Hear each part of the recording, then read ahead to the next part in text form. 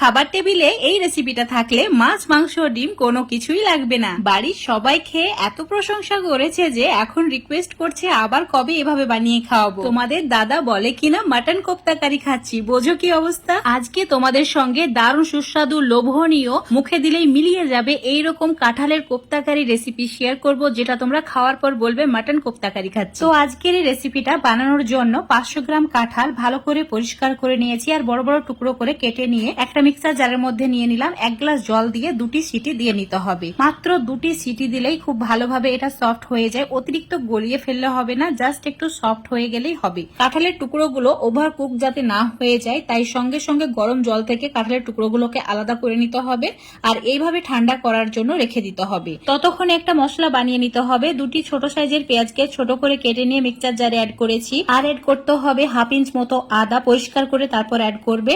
আর দিতে হবে রসুনের কোয়া, তার সঙ্গে কাঁচা লঙ্কা, 1টি তেজপাতার অর্ধেক, আর দিতে হবে গোটা গরম মশলা, তার সঙ্গে 8-10টি মতো গোলমরিচ, 1/2 চামচ গোটা জিরে, অল্প একটু জল দিয়ে একদম মিহি করে পেস্ট বানিয়ে নিতে হবে। এখানে মশলার পরিমাণটা বাড়িয়ে বা কমিয়ে নিতে পারো কাঁঠালের পরিমাণ হিসাবে। এবার ওই মিক্সার জারটাকে না ধুয়ে তার মধ্যে একটা বড় সাইজের টমেটো অ্যাড করতে হবে, টুকরো করে কেটে নিয়ে অল্প একটু জল দিয়ে মিহি করে পেস্ট করে রেখে দিতে হবে। এবার সেদ্ধ করে রাখা কাঁঠালের টুকরোগুলো একটা বড় সাইজের বাটির মধ্যে নিতে হবে, তার সঙ্গে অ্যাড করতে হবে সেদ্ধ করা আলু। এখানে অবশ্যই আলুটা অ্যাড করবে, তারপর হাত দিয়ে এইভাবে ম্যাশ করে নেবে। কোনো ম্যাশ হাত দিয়ে ম্যাশ করবে না, তাহলে এই যে কাঁঠালের সুতো অংশটা আছে সেটা নষ্ট হয়ে যাবে আর খেতে একদমই ভালো লাগবে না। এটা এইরকমই থাকলে একদম মাটনের মতো মনে হবে দেখে, আর আলু দেওয়ার কারণে খুবই সফট হবে। এবার এর মধ্যে মশলা অ্যাড করতে হবে 1 চামচ ধনে গুঁড়ো, 1/2 চামচ লঙ্কা গুঁড়ো, 1/2 চামচ মতো গরম মশলা, তার সঙ্গে অ্যাড করতে হবে সামান্য পরিমাণে হলুদ গুঁড়ো আর স্বাদ মতো নুন। এবার বাইন্ডিং এর জন্য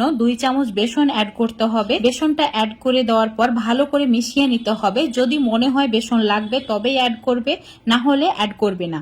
বেসনের পরিমাণ বেশি হলে কোফতাগুলো শক্ত হয়ে যাবে আর খেতে একদমই ভালো লাগবে না। ঠিক এইভাবে চেক করে দেখে নেবে এটা গোটা বাঁধছে কিনা। তো হাতটা ধুয়ে অল্প একটু তেল লাগিয়ে নিতে হবে হাতের মধ্যে, তারপর ছোট ছোট কোফতার মতো করে বানিয়ে নিতে হবে। তো আমি মাঝারি সাইজের কোফতা বানিয়েছি, তোমরা চাইলে এর চেয়ে বড় বা ছোট করে বানিয়ে নিতে পারো। তো আমার সবগুলো বানানো হয়ে গেছে। এবার এগুলোকে গরম তেলের মধ্যে দিয়ে লাল করে ভেজে নিতে হবে। খুব বেশি পুড়িয়ে ফেলা যাবে না, তাই চুলোর ফ্লেমটা মিডিয়ামে রাখতে হবে। কোফতাগুলো দেওয়ার পর একটু ওয়েট করতে হবে, তারপর যখন একটু শক্ত হয়ে যাবে উল্টে পাল্টে অপর সাইডটাও ভেজে নিতে হবে। কাঁঠালের কোফতাগুলো এমন ভাবে ভাজতে হবে যাতে উপরের দিকটা হবে মুচমুচে আর ভেতরটা হবে নরম। তো ঠিক এইরকম কালার চলে আসবে গোল্ডেন ব্রাউন, তখন তেল ঝরিয়ে একটা প্লেটের মধ্যে তুলে নিতে হবে।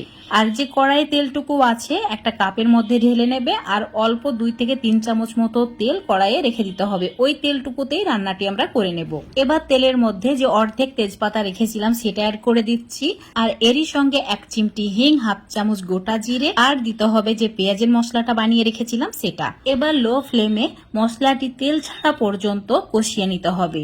ঠিক এইরকম ভাজা ভাজা করে নিতে হবে। তারপর অ্যাড করতে হবে 1/2 চামচ হলুদ গুঁড়ো, তার সঙ্গে অ্যাড করতে হবে লঙ্কা গুঁড়ো আর দিতে হবে অল্প একটু ধনে গুঁড়ো আর দিয়েছি 1 চামচ কাশ্মীরি লঙ্কার গুঁড়ো রঙের জন্য। সমস্ত কিছু ভালো করে আবারও কষিয়ে নিতে হবে।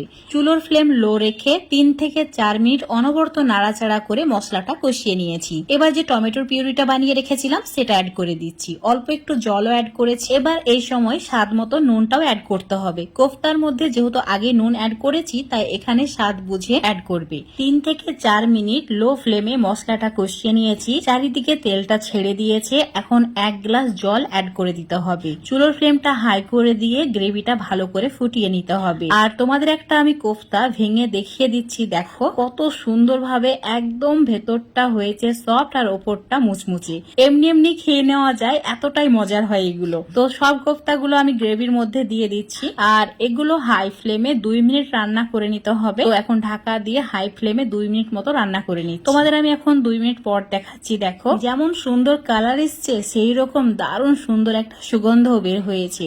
অল্প একটু ধনেপাতা এভাবে ছড়িয়ে দিতে হবে, তারপর ঢাকা দিয়ে 5 মিনিট লো ফ্লেমে রান্না করে নিতে হবে। ব্যাস রেডি হয়ে যাবে দারুণ সুস্বাদু কাঁঠালের কোফতা কারি। দেখতেই পাচ্ছ কতটা লোভনীয় হয়েছে। এটা থাকলে কি মাছ মাংস ডিম লাগবে? একদমই না, এতটাই সুস্বাদু হয় যে ভাত, রুটি, পরোটা, লুচি সবের সঙ্গে জমে যায়। তো বন্ধুরা অবশ্যই বাড়িতে এইভাবে একবার কাঁঠালের কোফতা কারি বানিয়ে খেয়ে দেখবে।